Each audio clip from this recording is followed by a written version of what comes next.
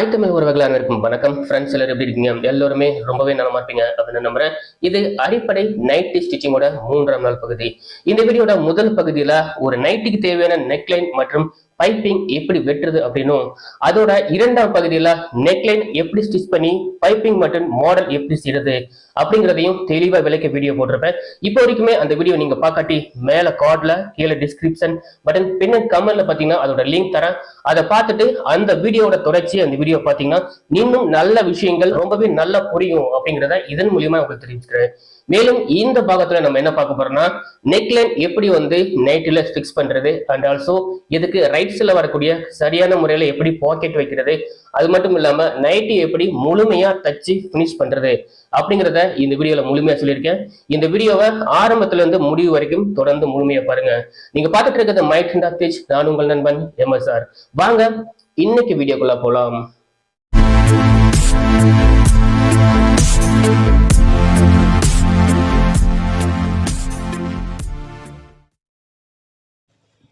வணக்கம். நெக்லைனுக்கு கீழே வரக்கூடிய இந்த 9 இன்ச்சு பட்டிக்கு பைப்பிங் கொடுத்து அழகாக சமோசா டிசைன் ஃபிக்ஸ் பண்ணிட்டோம். இதற்கு முந்தின பாகத்தில் நீங்கள் நெக்லைனையும் அதாவது கழுத்து பகுதியிலையும் நீங்கள் இதே பைப்பிங் கொடுத்து சமோசா டிசைன் ஃபிக்ஸ் பண்ணுறதை எப்படிங்கிறத நீங்கள் பார்த்துருப்பீங்கன்னு நம்புகிறேன். இப்போது இதில் கைக்கும் நம்ம பைப்பிங் கொடுத்துக்க போகிறோம். கைக்கு பைப்பிங் தர்றதுக்கு முன்னாடி கையில் உள்பக்கம் எது வெளிப்பக்கம் எது அப்படிங்கிறத தெரிகிற மாதிரி நம்ம மார்ஜின் வச்சுக்கலாம். ஸோ இதில் இதுக்குன்னு பார்த்தீங்கன்னா 1 இன்ச்சு அளவுக்கு நான் ஸ்பேஸ் இதுக்கு கீழே மடக்கிறதுக்கு நான் ஸ்பேஸ் விட்டுருந்தேன். அதை மடித்து தைச்சிக்கலாம். ஜஸ்ட் ஒரு ஸ்டிச் மட்டும் போட்டால் போதும். ஏன்னா இதுக்கு கீழேயும் பார்த்தீங்கன்னா நம்ம நூல் பைப்பிங் ஃபிக்ஸ் பண்ண போகிறோம். அதனால் ஒரு தையல் மட்டும் போட்டுக்கிட்டால் போதும். ஓகே, இது முன்பகுதி. ஸோ பின்பகுதியிலேருந்து ஆரம்பித்து, அதாவது கையோட பின்பகுதியிலேருந்து ஆரம்பித்து முன்பகுதியில் முடிச்சிருக்கேன். இப்போது அடுத்த கை முன்பகுதியிலேருந்து ஆரம்பித்து பின்பகுதியில் முடிக்க போகிறேன். இப்படி கை தைக்கும்போது நம்ம புதுசாக தைக்கக்கூடியங்க சில நேரங்கள் 2 கையும் ஒரே மாதிரி தைச்சிருவீங்க இல்லையா? ஸோ அதற்காகத்தான் இந்த விளக்கம் தரேன். இதை கவனமாக கேட்டுக்கோங்க. ஓகே, இப்போ இதுக்கு கீழே நம்ம பைப்பிங் வச்சுக்கலாம். பைப்பிங் வைக்கிறதுக்கு முன்னாடி நம்ம கரெக்டாக கீழே உள்ள அந்த மடித்து விட்ட அந்த கார்னரை நம்ம நல்லா நெருடி விட்டுக்கணும். அதாவது நெரிச்சு விட்டுக்கணும்னு சொல்லுவாங்க. ஸோ இந்த மாதிரி வச்சுட்டு நம்ம பைப்பிங் வைக்கும்போது பைப்பிங் கரெக்டாக ஒரே அளவில் ஒரே நேர்கோட்டில் பாருங்கள் எப்படி வருது பாருங்கள் அழகாக. இதே மாதிரி நம்ம நல்லாவும் வைக்க முடியும், சரியான முறையிலையும் வைக்க முடியும், அதே நேரத்தில் வேகமாகவும் நம்ம தைச்சிக்க முடியும். ஓகேங்களா? கீழே ஜஸ்ட் சும்மா நெரிச்சு விட்டுக்கிட்டால் போதும். ஏன்னா இந்த மெட்டீரியல் ஒரு காட்டன் மெட்டீரியல் அப்படிங்கிறனால நெரிச்சு விடுறதுங்கிறது ரொம்பவே சுலபமாக இருக்குது. ஸோ இதுவே பார்த்து ஒரு பாலிஸ்டர் மெட்டீரியல் அல்லது வேறு எதாவது சாட்டின் மெட்டீரியலில் இருந்ததுன்னா நெரிச்சு விடுறது கொஞ்சம் சுலபமாக இருக்கும். ஓகே, நம்ம இப்போது கைக்கு பைப்பிங் வச்சாச்சு. ஸோ இப்போ நம்ம சிங்கிள் மிதியிலேருந்து நம்ம டபுள் மிதியில் மாறிக்கலாம். இப்போ வரைக்குமே ஸ்டிச் பண்ணது எல்லாமே சிங்கிள் மிதியில் தான் தைச்சிருக்கேன். ஸோ இது கொஞ்சம் அனுபவம் இருந்தனால சிங்கிள் மிதியிலே நான் தைச்சிருக்கேன். ஸோ இது சிங்கிள் மிதியில் தைக்கிறது ரொம்பவே சிரமமாக இருக்குது அப்படின்னு நினைக்கிறவங்க பைப்பிங் வைக்கும்போது அண்டு மாடல் வைக்கும்போது மட்டும் சிங்கிள் மிதி யூஸ் பண்ணிக்கோங்க. மற்ற டைமில் பார்த்தீங்கன்னா நீங்கள் டபுள் மிதி யூஸ் பண்ணிக்கலாம். ஓகேங்களா? ஓகே, அடுத்ததாக நம்ம என்ன பண்ண போகிறோம்னா முன்கழுத்து நம்ம ஃபிக்ஸ் பண்ணிக்க போகிறோம். ஆல்ரெடி அதை எப்படி ரெடி பண்ணுறது அப்படிங்கிறத நீங்கள் இதுக்கு முந்தின பாகத்தில் நீங்கள் பார்த்துருப்பீங்க அப்படின்னு நான் நம்புகிறேன். ஓகே, இந்த டிசைன் எல்லாம் பண்ணுறதுக்கு முன்னாடி ஸ்டிச்சிங்கில் நூல் கரெக்டாக வருதான்னு சொல்லி பார்த்துக்கணும். ஸோ அதை தான் இப்போ நான் செக் பண்ணேன். சில நேரங்களில் நூல் ஒரு பக்கம் மேல் நூல் இல்லை கீழே நூல் ஏதோ ஒன்று டைட்டு அல்லது லூஸாக வந்துடும் இல்லையா? ஸோ அது வரக்கூடாதுங்கிறதுக்காகத்தான் இதை நான் செய்யுங்கன்னு சொல்கிறேன். இப்போ நைட்டில் உள்பக்கம் எது வெளிப்பக்கம் எதுவும் சில நம்ம ஆல்ரெடி பார்த்துருப்போம். ஸோ கீழே மடிக்கக்குண்டான பகுதி கீழே பாட்டம் எவ்வளோ மடிக்கணுமோ அது நைட்டு தைக்கிறதுக்கு முன்னாடியே நம்ம அதை மார்ஜின் வச்சுக்கணும். இப்போது இது முன்பகுதி. ஓகேங்களா? உள்பக்கத்துலேருந்து நம்ம அடித்து வெளியே கழுத்து திருப்பணும் அப்படின்னு நான் ஏற்கனவே சொல்லியிருந்தேன் இல்லையா? ஸோ அதைத்தான் இப்போ நான் பண்ண போகிறேன், கவனமாக பாருங்கள். இப்போது நம்ம வந்து கழுத்தை வந்து நம்ம அர்க்காத்து போட்டிருப்போம், எந்த அகலத்துக்கு கழுத்தோட அகலம் வரணும் அப்படின்னு சொல்லிட்டு. ஸோ அது கரெக்டாக இருக்கா அப்படின்னு சொல்லி செக் பண்ணி அதை வந்து நம்ம தைக்கிறதுக்கு முன்னாடியே வந்து மார்ஜின் போட்டுக்கணும். இந்த மாதிரி மார்ஜின் போட்டுக்கணும். அது மட்டும் இல்லாமல் சென்டரில் வந்து இது வந்து 2 பக்கமும் ஒரே அளவில் வர்ற மாதிரி கரெக்டாக வச்சுக்கிட்டு சென்டரில் வந்து ஒரு தையல் போட்டுக்கிட்டோம்னா 2 பக்கமும் கழுத்தோட அளவுகள் மாறாமல் இருக்கும். பாருங்கள், இந்த மாதிரி தான். ஸோ இதற்காகத்தான் மேலே உள்ள அர்க்காத்து பகுதியும் கழுத்தோட விளிம்பு பகுதியும் இப்படி கரெக்டாக வந்து ஒரே நேர்கோட்டில் வர்ற மாதிரி நம்ம வந்து ஃபிக்ஸ் பண்ணிவிட்டு அப்புறமா சென்டரில் வந்து தையல் போடணும். இப்போ நான் போட்டுட்ருக்கேன் பார்த்தீங்களா, இது மாதிரி. ஸோ இந்த மாதிரி வந்து நெக்லைன் நம்ம வந்து தைக்கும்போது கேன்வாஸை ஒட்டி தையல் போடாமல் ஒரு நூல் வந்து தள்ளி தான் நம்ம தையல் போடணும். இது வந்து ஏற்கனவே பல வீடியோக்களை நான் வந்து சொல்லியிருக்கேன். பாருங்கள், ஜஸ்ட் ஒரு நூல் அளவுக்கு மட்டும் நம்ம வந்து தள்ளி, அதே நேரத்தில் கழுத்தோட வடிவமைப்பு எப்படி இருக்கோ அதே மாதிரி நம்ம தையல் போடணும். இப்போ சென்டர்லேருந்து ஆரம்பித்து வலது பக்கம் வந்து நான் தைச்சி முடிச்சிட்டேன். அதே போல் இப்போ சென்டர்லேருந்து ஆரம்பித்து பாருங்கள், இடது பக்கமும் நான் தைக்க போகிறேன். இது வந்து என்னால் வந்து சென்டர் தையல் போடாமலும் வந்து தைக்க முடியும். பட் இதை பார்க்குறவங்க உங்களுக்கு ஈஸியாக நீங்கள் தெரிஞ்சுக்கணும் அப்படிங்கிறதுக்காக தான் சென்டரில் வந்து ஒரு தையல் போட்டுட்டு அதுக்கப்புறமா 2 பக்கமும் வந்து நான் அந்த கழுத்தை வந்து ஃபிக்ஸ் பண்ணுறேன். முக்கியமாக கேன்வாஸை ஒட்டி தையல் போட்டுடவே கூடாது, ஒரு நூல் தள்ளி தான் தையல் போடணும். ஓகே, இப்போ வந்து நெக்லைன் வந்து நான் ஃபிக்ஸ் பண்ணிட்டேன். இப்போ உள் பக்கமாக தைச்சிருக்கேன், இதை தைச்சி வெளிப்பக்கமாக இதை வந்து ஃபிக்ஸ் பண்ண போகிறோம். அதாவது வெளிப்பக்கம் டிசைன் தெரிகிற மாதிரி ஃபிக்ஸ் பண்ண போகிறோம். இதற்கு வந்து உள்ளே வந்து துணி அதிகமாக வந்து இருக்கணும் அப்படிங்கிற அவசியம் இல்லை. ஜஸ்ட்டு வந்து ஒரு 1/4 இன்ச்சு அளவுக்கு துணி வந்து இருந்தால் போதும். மறக்காமல் 1/4 இன்ச்சு அளவுக்கு வந்து துணி வச்சுட்டு கரெக்டாக அந்த ரவுண்டு இடம் வரும்போது கழுத்தோட வடிவமைப்பு ரவுண்டு வர இடத்துல இந்த மாதிரி சின்ன சின்னதாக வந்து நம்ம வந்து வெட்டி விட்டுக்கணும். ஸோ இப்படி வெட்டி விட்டு நம்ம திருப்பி தையல் போடும்போது அது எந்த விதத்துலையும் வந்து பார்த்திங்கன்னா கழுத்தோட வடிவமைப்பை பாதிக்காமல் இருக்கும். அப்படி இல்லாட்டி கழுத்தோட வடிவமைப்பு ஒரு பக்கம் இழுத்துக்கிட்டும் ஒரு பக்கம் வந்து லூஸ் விட்டுக்கிட்டும் நல்லா இருக்காது. ஸோ இந்த கார்னரில் ரொம்பவே கரெக்டாக வந்து வெட்டி விட்டுட்டு அதுக்கப்புறமா திருப்புறது ரொம்பவே முக்கியமான விஷயம், ஞாபகம் வச்சுக்கோங்க. இப்போது நம்ம நெக்லைனை வந்து உள்பக்கமாக அடித்து வெளிப்பக்கம் நம்ம திருப்பிட்டோம். இதில் நம்ம ஏற்கனவே வந்து தையல் எல்லாமே போட்டுட்டோம் அப்படிங்கிறனால இப்போ இந்த நெக்லைனில் கரெக்டாக வந்து பாருங்கள், மடித்தா அந்த மடிப்பு வந்து கரெக்டாக வந்து வரும். ஸோ கழுத்தோட வடிவமைப்பு எந்த விதத்துலையும் வந்து மாறாமல் ஒரே நேர்கோட்டில் வரும். இதற்கு காரணம் என்னென்னா, நான் வந்து ஏற்கனவே சொன்ன மாதிரி கேன்வாஸை விட ஒரு நூல் தள்ளி நம்ம வந்து தையல் வந்து உள்ளே போடணும் அப்படின்னு சொல்லியிருந்தேன். ஸோ அப்படி போடும் பட்சத்தில் இப்படி திருப்பி நம்ம வந்து அமுக்க தையல் போடும்போது அந்த கழுத்தோட வடிவமைப்பு ஒரு நூல் கூட மாறாமல் கரெக்டாக வந்து வரும். இப்போ பாருங்கள் எவ்வளோ அழகாக வந்து வந்துட்டுருக்குன்னு சொல்லி பாருங்கள். இந்த வீடியோவை ஜூம் ஆப்ஷன் யூஸ் பண்ணி ஸ்க்ரீனை வந்து நீங்கள் தொட்டால் போதும், தொட்டு லேசாக விரிவடைய செஞ்சிங்கன்னா இந்த ஜூம் ஆப்ஷன் ஒர்க் ஆகும். ஸோ அந்த ஜூம் ஆப்ஷன் ஒர்க் ஆகும்போது இந்த தையல் வந்து இன்னும் எப்படி நான் நல்லா போடுறேன் அப்படிங்கிறத நீங்கள் வந்து இன்னும் நல்லா தெளிவாக தெரிஞ்சுக்க முடியும். ஓகேங்களா? ஸோ இப்போது ஓர தையல் நம்ம வந்து போட்டுட்டோம். அதுக்கடுத்து வந்து பார்த்திங்கன்னா நம்ம பைப்பிங் அண்ட் டிசைன் வச்ச இடத்துல வந்து ஃபிக்ஸிங் தையல் போடணும். ஸோ அதற்கு முன்னாடி கழுத்தோட சென்டர், நம்ம சென்டரில் பட்டி வருதுன்னு சொல்லியிருந்தேன் இல்லையா? ஸோ இந்த மாதிரி பட்டி வர இடத்துல கரெக்டாக ஒரே நேர்கோட்டில் வச்சு நம்ம வந்து தையல் போட்டுக்கணும். மார்ஜின் போட்டுக்கணும். அந்த மார்ஜின் போட்ட இடத்துல நம்ம வந்து பாருங்கள், இந்த பட்டி ரெடி பண்ண பட்டியை உள் பக்கமாக இப்படி சொருகி விட்டுட்டு அது கரெக்டாக சென்டரில் தான் இருக்கான்னு சொல்லி பார்த்துக்கணும். பார்த்துட்டு அதற்கப்புறமா நம்ம தைக்கும்போது இந்த மாதிரி பாருங்கள், சைடில் வந்து அமுக்கு தையல் நான் போட்டுட்ருக்கேன் பார்த்தீங்களா? இப்போது இந்த இடத்துல வரும்போது கரெக்டாக அந்த பட்டியை வந்து உள் பக்கமாக வச்சு நம்ம வந்து ஃபிக்ஸ் பண்ணிக்கணும். அதாவது கழுத்த பகுதியில் மட்டும் நம்ம ஃபிக்ஸ் பண்ணிக்கணும். அதற்கப்புறமா கீழே வந்து பட்டியில் வந்து அமுக்கு தையல் போடணும். பாருங்கள், இதுலேயும் சென்டரை எடுத்துக்கிட்டேன். ஆல்ரெடி நைட்டியோட பீஸ்லேயும் நம்ம வந்து சென்டர் எது சொல்லிவிட்டு நம்ம வந்து ஆல்ரெடி மார்ஜின் போட்டிருக்கோம். ஸோ அந்த சென்டரும் இந்த சென்டரும் ஒரே நேர்கோட்டில் வர்ற மாதிரி நம்ம வந்து மிங்கிள் பண்ணி நம்ம வந்து தையல் வந்து இப்படி போடணும்.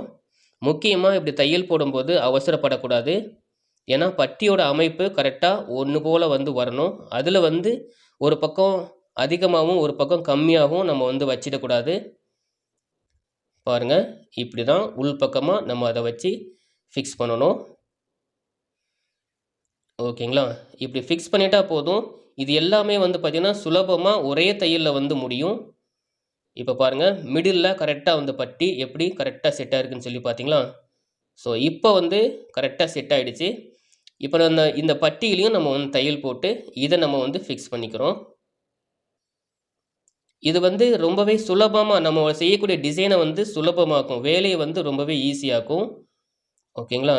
இப்படி தையல் போடும்போது மேலே நெக்லைனில் வரக்கூடிய அந்த சமோசா அந்த டிசைன் இருக்கு இல்லையா? ஸோ இதை வந்து நம்ம மேலே எடுத்து விட்டு நம்ம வந்து ஸ்டிச்சிங் ஸ்டார்ட் பண்ணலாம். நல்லா ஞாபகம் வச்சுக்கோங்க, நான் செய்யக்கூடிய இந்த டிசைன் பூவாக போட்ட துணிக்கும் வந்து நல்லாயிருக்கும். இதே நேரத்தில் வந்து பார்த்திங்கன்னா நீங்கள் பிளெயின் துணியில் வந்து தைச்சாலும், பிளெயின் துணியில் நான் கொடுக்கக்கூடிய இந்த மாடலுக்கு கொடுத்த அந்த டிசைன் அந்த மாதிரி 2 கான்ட்ராஸ்ட் கலரில் கொடுத்தேன் பார்த்தீங்களா?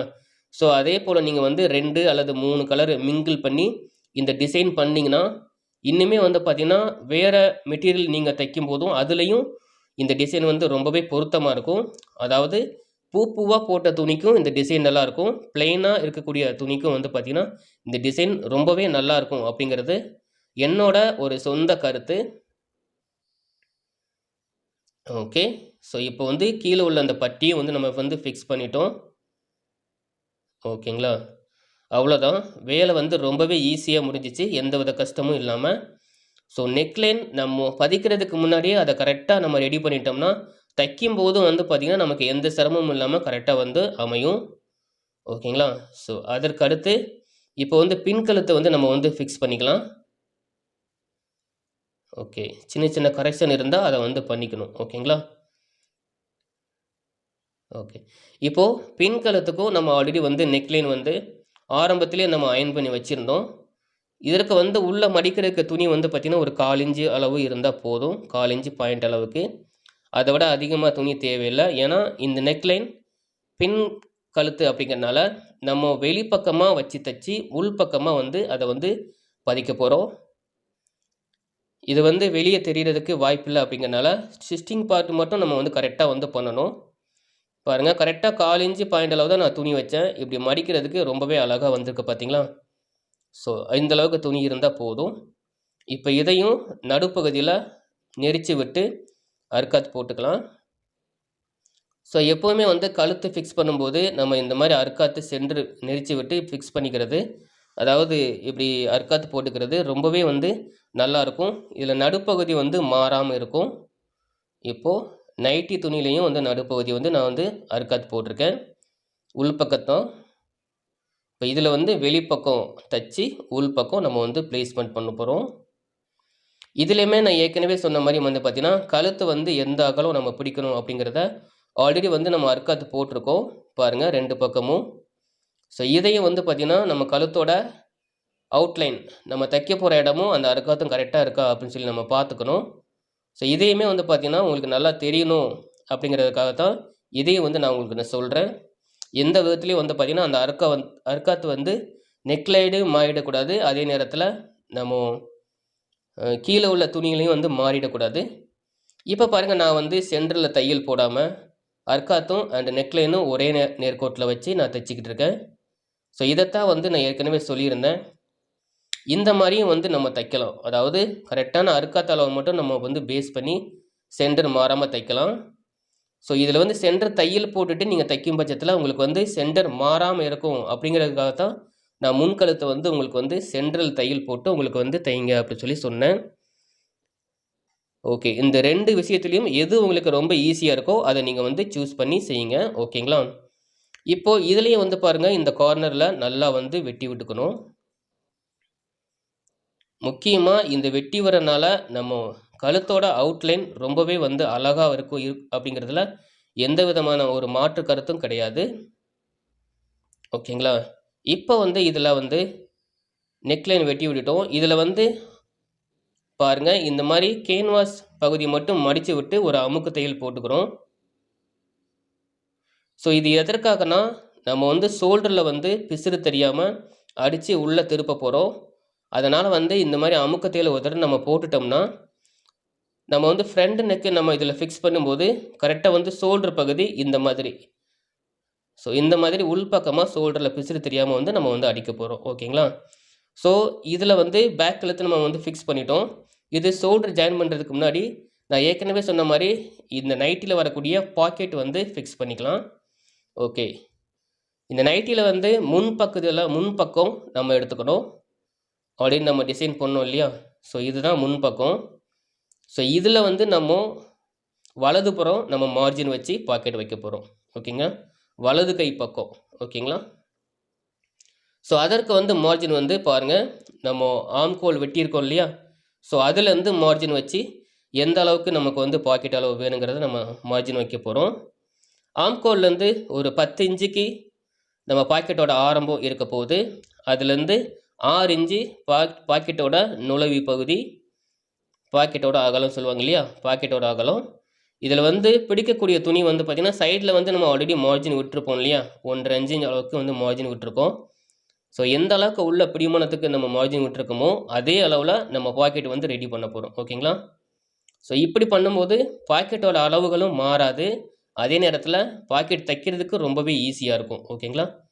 பாக்கெட் எப்படி வெட்டுறது அப்படிங்கிறத நான் ஏற்கனவே முதல் பக்கத்தில் வந்து நான் வீடியோவில் சொல்லியிருந்தேன். அந்த வீடியோவில் நீங்கள் பார்த்துருப்பீங்க அப்படின்னு நான் நம்புகிறேன். பாருங்கள், பாக்கெட்டில் வந்து நம்ம இப்போ தைக்கக்கூடிய பகுதி ஆல்ரெடி நம்ம மார்ஜின் பண்ணியிருக்கோம். இது பாக்கெட் துணி வந்து கரெக்டாக எந்த இடத்துல வந்து மேலேருந்து ஆரம்பிக்குதோ கரெக்டாக மேலே ஒரு 1 இன்ச்சு 1.5 இன்ச்சு துணி இருந்தால் போதும். இப்போ நம்ம கீழே பண்ண அந்த மார்ஜினை அப்படியே ஃபாலோ பண்ணி நம்ம வந்து தையல் போட்டு இந்த துணியை அடித்து உள்பக்கமாக திருப்பிக்க போகிறோம். ஓகே ஓகே, நம்ம மார்ஜினை அப்படியே ஃபாலோ பண்ணுறோம். இதில் வேறு எந்த விஷயமே கிடையாது. ஜஸ்ட் மேலே பாக்கெட் துணியை வச்சு கீழே நம்ம போட்ட மார்ஜினை அப்படியே ஃபாலோ பண்ணி தையல் போடுறோம். ஓகேங்களா? வேறு எதுவுமே செய்யலை. இந்த மாதிரி பாக்கெட்டு தைக்கும்போது பாருங்கள், நான் எந்த அளவுக்கு பிடிச்சிருக்கேன் உள்ளே அப்படிங்கிறத சும்மா ஒரு மார்ஜின் பண்ணி காட்டுறேன். இந்த அளவுக்கு. ஓகே, இதுதான் இந்த பாக்கெட். ஸோ இதில் வந்து நம்ம இப்படி இந்த கார்னர் வருது இல்லையா? இந்த கார்னரை கரெக்டாக தையலோட ஊசியோட பகுதி வரைக்கும் வந்து நம்ம வெட்டி விட்டுக்கலாம். அதுக்கடுத்து பாக்கெட்டில் உள்ள விளிம்புலேருந்து உள்பக்கம் வரைக்கும் 1/4 இன்ச்சு பாயிண்ட் அளவுக்கு வந்து துணி இருந்தால் போதும். அதை விட அதிகமாக துணி வேண்டாம். ஓகேங்களா? இந்த மாதிரி. இப்போ இந்த துணியை வந்து இப்படி ஃபிக்ஸ் பண்ணிட்டோம். இதை வந்து இப்படி நெரிச்சு விட்டுக்கலாம். தையல் போட்ட இடத்துல நெரிச்சு விட்டுட்டு, ஓகே, இந்த மாதிரி நெரிச்சு விட்டுக்கலாம். நெரிச்சு விட்டுட்டு அப்படியே உள்பக்கமாக திருப்ப போகிறோம். திருப்பி அப்படியே இதில் வந்து மேலே ஊசியோட தையல் போட போகிறோம். அவ்வளோதான். பாருங்கள், மடித்து விட்ட உடனே இந்த பகுதி பாக்கெட்டு இருக்கக்கூடிய பகுதி இப்படி தான் இருக்கும். இதில் வந்து நம்ம வந்து தையல் வந்து போட்டுக்கலாம். தையல் போடுறதுக்கு முன்னாடி நம்ம வந்து நல்லா அந்த பாக்கெட்டோட பகுதியை நல்லா நெரிச்சு விட்டுக்கணும், பிசுறு எதுவும் வந்துடாமல். ஓகே, இப்படி தான். ஒரே ஒரு தையல் மட்டும் போட்டுக்கிட்டால் போதும், அதிகமாக தேவையில்லை. கரெக்டாக அந்த நேர்கோட்டு மாறாமல் நம்ம வந்து தையல் போடுறோம். ஓகேங்களா? அவ்வளோதான். இப்போ வந்து உள்ளே வந்து நமக்கு பாக்கெட்டோட பகுதி எப்படி இருக்குங்கிறத நம்ம வந்து ஆல்ரெடி நம்ம பார்த்துட்டோம். இதற்கடுத்து ஆல்ரெடி வந்து பாக்கெட் பீஸ் வந்து இன்னொரு பீஸ் இருக்கும் இல்லையா? ஸோ அதை இந்த அகலத்துக்கு நம்ம வச்சு கவர் பண்ணிக்க போகிறோம். அவ்வளோதான். இப்போ பாக்கெட்டோட பகுதி இதுதான் அப்படின்னா பாருங்கள், இதில் தையலில் வந்து இந்த பாக்கெட் ஜாயிண்ட் ஆகும். அடுத்த தையலில் வந்து இந்த பாக்கெட் வந்து மறுபடியும் ஸ்டார்ட் ஆகிடும். ஸோ மீதமுள்ள அந்த பகுதி வந்து பார்த்திங்கன்னா பாக்கெட்டுக்கு நமக்கு ஈஸியாக வந்து வழிவகுக்கும். இப்போ கீழே உள்ள துணி எப்படி இருக்கோ அதே நேர்கோட்டில் இந்த துணியை அப்படியே வச்சு நம்ம வந்து சைடில் வந்து ஜஸ்ட் ஒரு சப்போர்ட்டிங் ஸ்டிச் வந்து நம்ம போட்டுக்க போகிறோம். பாருங்கள், இந்த மாதிரி தான். கீழே வந்து நம்ம வந்து செக் பண்ணிக்கணும் பாக்கெட்டோட உயரம் சரியாக இருக்கா அப்படின்னு சொல்லிட்டு. அதே நேரத்தில் சைட்லேயும் துணி சரியாக இருக்கா அப்படின்னு சொல்லி பார்த்துக்கணும். பாருங்கள், இதில் வந்து சும்மா ஜஸ்ட் ஒரு சப்போர்ட்டிவ் ஸ்டிச் தான் போட போகிறேன். இதை வந்து இந்த துணி வந்து நகலாமல் இருக்கணும் அப்படிங்கிறதுக்காகத்தான். ஸோ அதற்கப்புறமா உள்பக்கமாக நம்ம தையல் போட்டு இந்த பாக்கெட்டை வந்து ரெடி பண்ண போகிறோம். ஓகேங்களா? ஓகே, அவ்வளோதான். பாக்கெட் வந்து இப்போ ஃபிக்ஸ் பண்ணியாச்சு. இப்போ உள்பக்கமாக நம்ம தையல் போட்டுக்கிட்டோம்னா இந்த பாக்கெட்டோட வேலை முடிஞ்சது. அவ்வளோதான். இப்போ திருப்பினீங்கன்னா பாருங்கள், இந்த 2 பாக்கெட்டோட அளவும் ஒரே நேர்கோட்டில் இருக்கும். ஓகேங்களா? இப்போ இதில் வந்து நம்ம 2 தையல் வந்து உள்ளே போட்டுக்க போகிறோம். அவ்வளோதான். ஸோ இந்த மாதிரி பாக்கெட் வைக்கிற முறை உங்களுக்கு ரொம்பவே ஈஸியாக புரிஞ்சிருக்கும் அப்படின்னு நான் நம்புகிறேன். ரொம்பவே கஷ்டமே இல்லாமல் ரொம்ப ஈஸியாக இந்த வேலையை எப்படி முடிக்கிறத நான் சொல்லியிருக்கேன். இதை நீங்கள் அப்படியே ஃபாலோ பண்ணுங்கள். அதாவது எந்த நைட்டி தைச்சாலும் அதுக்கு வந்து சைடு பாக்கெட் நீங்கள் இந்த மாதிரி வந்து ஃபாலோ பண்ணலாம். ஓகே, அவ்வளோதான். திரும்ப இதுலேயும் வந்து பார்த்திங்கன்னா நம்ம இன்னொரு தையல் வந்து போட்டுக்கலாம். 2 தையல் எப்போவுமே பாக்கெட்டுக்கு உள்ளே இருக்கிறது ரொம்பவே நல்லது. ஸோ அதனால் வந்து சொல்கிறேன். ஓகேங்களா? ஓகே. இப்போ வந்து பாக்கெட்டுக்கு நம்ம வந்து தையல் போட்டுக்கிட்டோம். அடுத்து வந்து நம்ம இதுக்கு ஓவர்லாக் போட்டு எடுத்துக்கலாம். ஓவர்லாக் போட்டுட்டேன். ஓகேங்களா? இப்போ பாக்கெட்டோட வேலை முடிஞ்சது. இப்போ சைடில் வந்து பாருங்கள், பாக்கெட்டோட அமைப்பும் எப்படி கரெக்டாக வந்திருக்குன்னு சொல்லி பார்த்துருப்பீங்கன்னு நம்புகிறேன். இது நம்ம சைடு தைச்சி முடிக்கும்போது இந்த பாக்கெட் வந்து ரொம்பவே அழகாக, அதாவது அந்த இடத்துல ஒரு பாக்கெட் இருக்குங்கிறதே தெரியாது. பட் நமக்கு வந்து அந்த இடத்துல வந்து பாக்கெட் இருக்கும். ஓகேங்களா? ஸோ இப்போ வந்து நம்ம ஷோல்டர் வந்து நம்ம ஜாயின் பண்ணிக்கலாம். நான் ஏற்கனவே சொல்லியிருந்தது போல் ஷோல்டரில் வந்து பார்த்திங்கன்னா நம்ம கழுத்தை அரித்து திருப்பும்போது பிசுறு இல்லாமல் நம்ம வந்து தைக்க போகிறோம் அப்படின்னு சொல்லியிருந்தேன் இல்லையா? இப்போ பாருங்கள், நம்ம பேக் கழுத்து நம்ம தைச்சிருக்கோம். அதை ஷோல்டர் ஜாயின் பண்ணும்போது கழுத்தை ஒட்டி இந்த பாருங்கள் உள்பக்கந்து அப்படியே மடித்து வெளிப்பக்கமாக முன் கழுத்தோடு சேர்த்து பாருங்கள் இந்த மாதிரி ஃபோல்டிங் பண்ணி தைச்சிருக்கேன். ஸோ அதாவது இப்போ இந்த நெக்குக்கு கீழே தான் முன் கழுத்தை இந்த மாதிரி வச்சு பாருங்கள் ஆல்ரெடி நம்ம தைச்சிருக்கோம் இல்லையா? ஸோ அந்த வடிவமைப்பிலேயே அப்படியே மடித்து இப்படி தைச்சி நம்ம திருப்பிட்டோம்னா இதில் வந்து கண்டிப்பாக ஷோல்டரில் வந்து பார்த்திங்கன்னா பிசுறு வராது. அந்த பிசுறு வந்து உள்ளே போயிடும். ஸோ இந்த கழுத்தை வந்து பார்த்திங்கன்னா நான் வந்து வெளியே தெரியாமல் உள்ளே வந்து பார்த்திங்கன்னா அவுட் பண்ணியிருக்கேன். ஸோ இதை வந்து இப்போது திருப்பிக்கலாம். ஸோ திருப்பும்போது வந்து பார்த்திங்கன்னா கழுத்தோட வடிவமைப்பு ஸோ இந்த மாதிரி தான் இருக்கும். அதாவது கொஞ்சம் கூட பிசுறு இல்லாமல், ஷோல்டர் பகுதியில் பிசுறு இல்லாமல் அண்டு கழுத்து பகுதியில் இந்த 2 கழுத்துமே ஜாயின் பண்ணக்கூடிய இடத்துல எல்லாமே ஒரே அளவுலையும் ஒரே நேர்கோட்லேயும் வந்து வரும். பாருங்கள் இந்த மாதிரி நேராக தான் இருக்கும். ஸோ இப்போ மேலே தெரியக்கூடிய இந்த துணியை வந்து பார்த்திங்கன்னா நம்ம ஷோல்டரை மடிச்சிருக்கக்கூடிய துணியை லேசாக முன்பக்கமாக மடித்து திருப்பினா கழுத்து வந்து ஃபோல்டிங் ஆகிடும். ஸோ இந்த மாதிரி ஃபோல்டிங் நம்ம பண்ணும்போது அது வந்து பார்த்திங்கன்னா சுடிதார் அண்டு நைட்டி எதுவாக இருந்தாலும் அது வந்து பார்த்திங்கன்னா ஃபினிஷிங் வந்து ஒரு நம்பவே முடியாத அளவுக்கு வந்து அந்த இடத்துல வந்து ஒரு ஃபினிஷிங் வந்து கிடைக்கும். ஸோ எப்போவுமே எது வந்து நம்ம தைச்சாலும் அதில் வந்து கிரேட் ஃபினிஷிங் கொடுக்குறதுக்கு ட்ரை பண்ணணும். அது சுடிதாராக இருந்தாலும் சரி தான், அல்லது நைட்டியாக இருந்தாலும் சரி தான், எதுவாக இருந்தாலும் சரி தான். இப்போது நைட்டியை வந்து உள்பக்கமாக திருப்பி போட்டு அந்த ஃபோல்டிங் தையல் இருக்கு இல்லையா? ஸோ அதை வந்து நான் இப்போ தைச்சிக்கிறேன். ஸோ இதில் வந்து இந்த மாதிரி நம்ம தைக்கும் பட்சத்தில் ஸோ ஆக்சுவலாக நைட்டியோட லுக்கே வந்து பார்த்திங்கன்னா அவுட்லுக்கே வந்து பார்த்திங்கன்னா ரொம்பவே அழகாக இருக்கும். ஸோ நீங்கள் இந்த மாதிரி வந்து ரெடிமேடில் கூட இந்த மாதிரி நீங்கள் ஸ்டிச்சிங் வந்து நீங்கள் பார்க்க முடியாது. ஸோ அதை விட அழகாக நீங்கள் வந்து ஸ்டிச்சிங் வந்து கொடுக்க முடியும். ஸோ இந்த ஃபினிஷிங் உண்மையிலே எல்லாருக்குமே ரொம்பவே பிடிக்கும். ஓகேங்களா? அதனால தான் உங்களுக்கு இதை நான் வந்து சஜஷன் பண்ணுறேன், இந்த மாதிரி பண்ணுங்கள் அப்படின்ட்டு. இப்போ பாருங்கள், கழுத்தோட வடிவமைப்பு முன் கழுத்தும் பின் கழுத்தும் ஜாயின் பண்ண இடம் கூட தெரியாமல் எவ்வளோ அழகாக வந்திருக்கு பார்த்தீங்களா? ஸோ இந்த ஃபோல்டிங் டைப் நீங்கள் நைட்டி தைக்கும் போதும் இதையே அப்படியே ஃபாலோ பண்ணுங்கள். ஓகேங்களா? இப்போ வந்து ஸ்லீவ்ஸ் அட்டாச் பண்ணி சைடு வந்து ஜாயின் பண்ணிக்கலாம். ஸ்லீவ் அட்டாச் பண்ணுறதுக்கு வழக்கம் போல் வந்து பார்த்திங்கன்னா நம்ம கட்டிங் பண்ணும்போதே அது சரியான அளவு தான் வைக்கிற மாதிரி, அதாவது சுடிதாருக்கு நம்ம கட் பண்ணுவோம் இல்லையா? ஸோ அதே போல் ஆம்கோல் அளவும் கையோட ஆம்கோல் ரவுண்ட் அளவும் கரெக்டாக ஒரே அறுக்காத்தில் வர மாதிரி தான் நம்ம வந்து வெட்டியிருக்கோம். ஸோ இப்போ இந்த ஸ்டிச்சிங்கில் அந்த அறுக்காத்து உடம்புல உள்ள அறுக்காத்தும் கையில் உள்ள அறுக்காத்தும் ஒரே நேர்கோட்டில் வச்சு இப்போ நம்ம ஸ்டிச் பண்ணிக்கலாம். உள்ள பிடிமானத்துக்கு துணி வந்து பார்த்திங்கன்னா கரெக்டாக ஒரு 1/4 இன்ச்சு பாயிண்ட் அளவு தான் நான் வந்து துணி வச்சுருக்கேன். அதை விட அதிகமாக நான் வைக்கலை.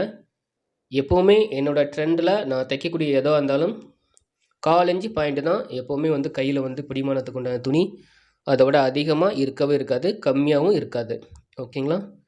ஸோ இந்த அளவுக்கு நம்ம துணி கொடுக்கும்போது அந்த இடத்துல, அதாவது ஆம்கோல் இடத்துல வந்து பார்த்திங்கன்னா நமக்கு எந்த விதமான அழுத்தமும் இல்லாமல், அதாவது நம்ம போட்டிருக்கும்போது ஒரு சில நேரங்களில் வந்து அழுத்தம் கொடுக்கும் இல்லையா? ஸோ அந்த மாதிரி இல்லாமல் ரொம்பவே வந்து ஃப்ளெக்சிபிளாக வந்து பார்த்திங்கன்னா நமக்கு எந்த வித ஒரு ட்ரெஸ் இருந்தாலும் நமக்கு வந்து நல்லா வந்து அமையும். இப்போது ஸ்லீவ்ஸுக்கு இரண்டாவது ஒரு தையல் போட்டுக்கலாம். யூஸ்வலாக நைட்டிக்கு வந்து கைக்கெல்லாம் பைப்பிங் வைக்க மாட்டாங்க. பட் நான் வந்து எப்போவுமே நைட்டி ஸ்டிச் பண்ணேன்னா கழுத்துக்கு வரும்போது கைக்கும் வந்து நான் வைப்பேன். ஸோ அது வந்து இன்னுமே வந்து பார்த்திங்கன்னா அவுட்லுக் வந்து கொஞ்சம் நல்லா எடுத்து கொடுக்கும். ஸோ அதனால் வந்து இந்த முறை வந்து நான் எப்போவுமே ஃபாலோ பண்ணுவேன். ஓகேங்களா? இப்போ நம்ம இன்னொரு கையும் ஸ்டிச் பண்ணிக்கலாம். ஒரு கை தைக்கும்போது எந்த இடத்துல ஆரம்பித்து எந்த இடத்துல நம்ம முடிக்கிறோமோ, அடுத்த கை நம்ம தைக்கும்போதும் அதே இடத்துல ஆரம்பித்து அதே இடத்துல முடிக்கிற மாதிரி நம்ம வந்து எப்போவுமே இமேஜின் பண்ணி வச்சுக்கணும். ஸோ அதுக்கேற்றாற் போல் வந்து பார்த்திங்கன்னா அடிக்கடி வந்து நம்ம ஷோல்டர்லேருந்து கையோட நடுப்பகுதியிலேருந்து அளந்தளந்து பார்க்க தேவையில்லை, அதாவது செக் பண்ணி பார்க்க தேவையில்லை. ஸோ ஒன்ஸ் நம்ம ஒரு கை தைச்சிட்டோம்னா அதே அளவை வந்து நம்ம இன்னொரு கையும் வந்து ஃபாலோ பண்ணிக்கணும். ஓகேங்களா? நான் சொல்லக்கூடிய ஒவ்வொரு விஷயமும் நீங்கள் கவனமாக கேட்டு அதே மாதிரி நீங்கள் செஞ்சீங்கன்னா, நீங்கள் வந்து நைட்டி தைச்சாலும், சுடிதார் தைச்சாலும், ப்ளவுஸ் தைச்சாலும், என்னோடய வீடியோவில் சொல்லக்கூடிய விஷயங்கள் எல்லாமே ஃபினிஷிங் நல்லா இருக்கணும் அப்படிங்கிற ஒரே ஒரு நோக்கமும் கண்டிப்பாக அதில் கலந்துருக்கும். ஸோ அதே நேரத்தில் நீங்கள் வந்து வேகமாகவும் அந்த செயலை செய்யக்கூடியதுக்கு, செஞ்சு முடிக்கிறதுக்கு உங்களுக்கு வந்து ரொம்பவே ஏதுவாக இருக்கும். ஸோ அதே விஷயத்தை தான் இந்த ஒரு நைட்டி ஸ்டிச்சிங்க்கும் நான் சொல்கிறேன். ஓகேங்களா? இப்போ நான் வந்து 2வது தையல் போட்டுட்ருக்கேன். நான் ஏற்கனவே சொன்னது போல் ஒரு கை தைக்கும்போது என்ன விஷயத்தை ஃபாலோ பண்ணணும், அதாவது சைடில் வரக்கூடிய ஸ்பேஸ் எந்த அளவில் ஆரம்பித்து எந்த அளவில் முடிக்குதோ அதே மாதிரி தான் இன்னொரு கைக்கும் நான் ட்ரை பண்ணியிருக்கேன். ஓகேங்களா? இப்போ நம்ம இதை சைடு ஜாயின் பண்ணி கீழே வந்து பாட்டம் ஃபிக்ஸ் பண்ணிக்க போகிறோம். இந்த நைட்டியோட ஸ்டிச்சிங் ஆரம்பத்திலே வந்து பார்த்திங்கன்னா கழுத்து ஃபிக்ஸ் பண்ணுறதுக்கு முன்னாடியே நைட்டியோட உயரம் எவ்வளோ இருக்கணும் அப்படிங்கிறத நான் முதல்ல வந்து கோடு போட்டிருக்கேன். அதாவது மடிக்கக்கூடிய இடத்த கை லூஸு இந்த அளவுக்கு எவ்வளோ தேவையோ அந்த அளவு நம்ம வச்சுக்கலாம். 15 இன்ச்சு வைக்கிறேன். ஸோ 15 இன்ச்சு அப்படிங்கும்போது இது ஒரு ஃப்ரீ சைஸ். இது வந்து கொஞ்சம் லூஸாக தான் இருக்கணும். எப்போவுமே கொஞ்சம் டைட்டாகவே வந்துடக்கூடாது. நார்மலாக சுடிதாருக்கு நம்ம வைக்கிற மாதிரி அந்த ஸ்பேஸ் டைட்டாக வர மாதிரி வைக்கக்கூடாது. சுடிதார் அளவை விட கொஞ்சம் வந்து ஸ்பேஸ் அதிகமாக தான் வைக்கணும். So XXL size free size அப்படிங்கும்போது உங்களுக்கு 15 இன்ச் அப்படிங்கிறது கொஞ்சம் எல்லாருக்குமே வந்து யூஸ்வலாக இருக்கக்கூடிய ஒரு விஷயந்தான். இப்போ பாருங்கள், நம்ம தைக்கும்போது பாக்கெட் இருக்கக்கூடிய அந்த இடத்துக்கு வந்திருக்கோம். ஸோ இந்த இடத்துல தான் வந்து நம்ம கவனிக்கக்கூடிய விஷயம் என்னென்னா, நம்ம உள்ளே பிடிக்கக்கூடிய அளவு 1.5 இன்ச்சுனா அந்த 1.5 இன்ச்சு அளவு கரெக்டாக நம்ம வந்து பிடிச்சிக்கணும். இந்த பாக்கெட் வெளிப்புறத்தில் வந்து பார்த்திங்கன்னா தொடக்க இடத்துலையும் முடியக்கூடிய இடத்துலையும் நம்ம வந்து ஸ்டிச் பண்ணும்போது கட்டி விட்டுக்கணும். அதாவது நூல் இலையாடி விடணும் அப்படின்னு சொல்லுவாங்க இல்லையா, இந்த மாதிரி.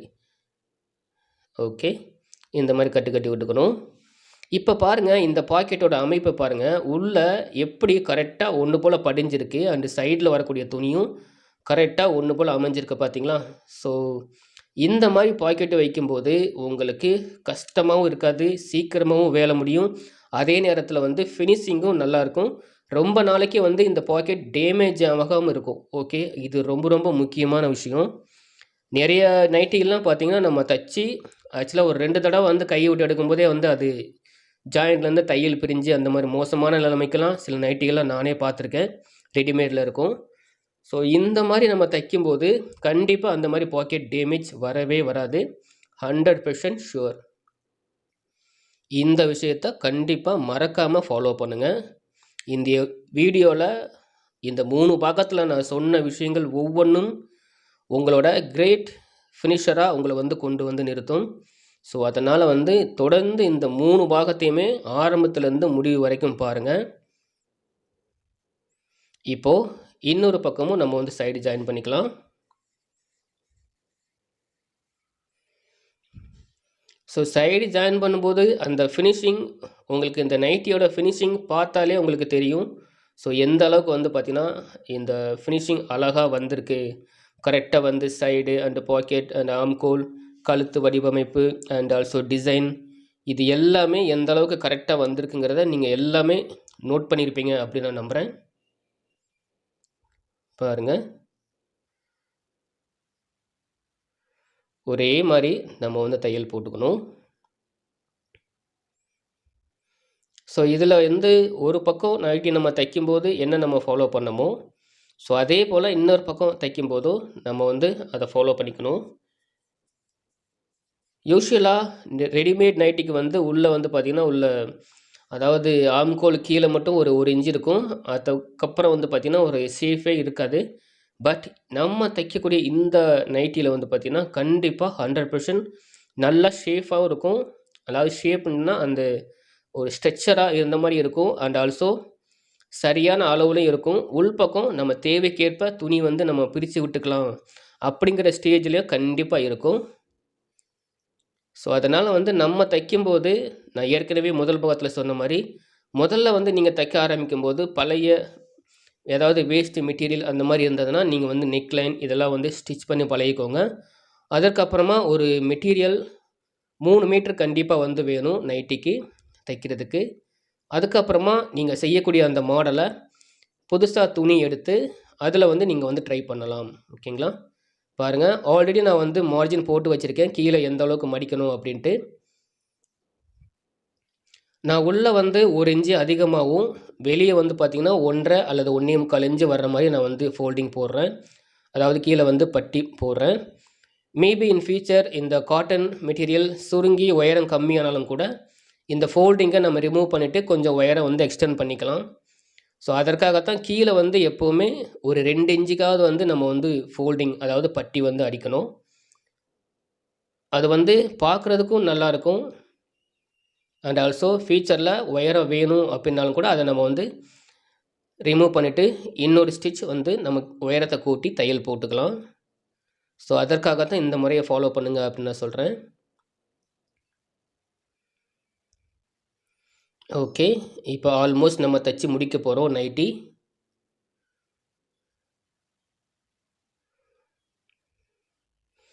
என்ன தான் வந்து இந்த வீடியோவில் மிஷினோட சவுண்டு கேட்காட்டாலும் பட் என்னோடய எக்ஸ்ப்ளனேஷன் உங்களுக்கு நல்லாவே புரிஞ்சிருக்கும். ரொம்ப ஒரு சரியான முறையில் வந்து ஒரு நைட்டி தைச்ச ஒரு அனுபவத்தை உங்களுக்கு கொடுத்துருக்கோம் அப்படின்னு நான் நம்புகிறேன். உங்களுடைய அனுபவங்களை மறக்காமல் இந்த வீடியோ எப்படி இருந்தது அப்படின்னு கீழே மறக்காமல் கமெண்ட் பண்ணுங்கள். 3 வீடியோவும் மறக்காமல் தொடர்ந்து பாருங்கள். ஸோ அப்போ தான் வந்து முழுமையாக எந்த விஷயத்தையும் தெரிஞ்சுக்க முடியும். ஓகேங்களா? ஓகே, இப்போ நான் ஃபோல்டிங் பண்ணி முடிச்சிட்டேன். ஃபோல்டிங் பண்ணி முடிக்கும்போதும் அதாவது கீழே பாட்டம் தைச்சி முடிக்கும்போதும் கீழே கட்டு விட்டுட்டேன். பாருங்கள், இப்போது இந்த நைட்டியோட அமைப்பு எவ்வளோ அழகாக ஷேப் கரெக்டாக மாறாமல் 2 பக்கமும் எந்த சுருக்கமும் இல்லாமல் அழகாக வந்திருக்குங்களா? ஸோ இந்த மாடல் வந்து நீங்கள் பிளெயினில் ட்ரை பண்ணலாம். கண்டிப்பாக வந்து உங்களுக்கு வந்து நல்லா ஒரு ரிசல்ட் கொடுக்கும். ஓகே, அழகாக வந்திருக்கு. கழுத்தோட அமைப்பு ரொம்பவே அழகாக இருக்குது. ஸோ இந்த வீடியோவில் சொன்ன விஷயத்த டியர் ஃப்ரெண்ட்ஸ் நீங்கள் மறக்காமல் ஃபாலோ பண்ணுங்கள். நீங்களும் எந்த விதத்துலையும் எதுவுமே தைக்க தெரியாட்டாலும் இந்த 3 வீடியோவும் பார்க்கும் பட்சத்தில் கண்டிப்பாக உங்களாலையும் சிறந்த முறையில் ஒரு நைட்டி வந்து குட் ஃபினிஷராக கொடுக்க முடியும். And also the same time நீங்கள் வந்து நல்லா மாடல் நெக்கும் வைக்க முடியும். பாருங்கள், இப்போ இந்த பாக்கெட் இருக்கிற இடமே தெரியல, எவ்வளோ அழகாக வந்திருக்கு பார்த்தீங்களா? ஸோ இந்த வீடியோவில் சொன்ன விஷயத்த மறக்காமல் ஃபாலோ பண்ணுங்கள். ஸோ ஃபாலோ பண்ணி பார்த்துட்டு கீழே மறக்காமல் கமெண்ட் பண்ணுங்கள்.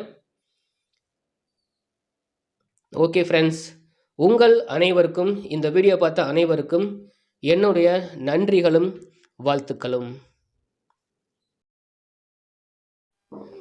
டியர் ஃப்ரெண்ட்ஸ், நீங்க பார்த்த இந்த வீடியோ உண்மையிலேயே உங்களுக்கு ரொம்பவே பிடிச்சிருக்கும், அதாவது ரொம்பவே பயனுள்ளதா இருந்திருக்கும் அப்படின்னு நம்புறேன். இது வரைக்கும் நைட்டி தைக்க என்னன்னே தெரியாது அப்படிங்கிறவங்களுக்கு இந்த 3 பகுதியும் பாத்தீங்கன்னா உண்மையிலே வந்து பாத்தீங்கன்னா அழகா நைட்டி தைக்க தெரிஞ்சுக்கிட்டேன் அப்படின்னு நினைக்கிறவங்க கீழே மறக்காம கமெண்ட் பண்ணுங்க. அப்ப இல்லாட்டி 82 48 11 51 06 அப்படிங்கிற என்னோட அலைபேசி நம்பருக்கு உங்களோட கருத்துக்களை வாய்ஸ் மெசேஜ் மற்றும் மெசேஜ் மூலியமா எனக்கு வந்து தெரிவிக்கலாம். மேலும் இதே போல உங்களுக்கு வேற ஏதாவது வீடியோக்கள் வேணுமா அப்படிங்கறதையும் கீழே மறக்காம கமெண்ட் பண்ணுங்க, அல்லது என்னோட அலைபேசி நம்பருக்கு உங்களோட கருத்துக்களை மறக்காம தெரிவிக்கலாம். இதே போல வேற ஒரு வீடியோல மீட் பண்றேன். நன்றி, வணக்கம்.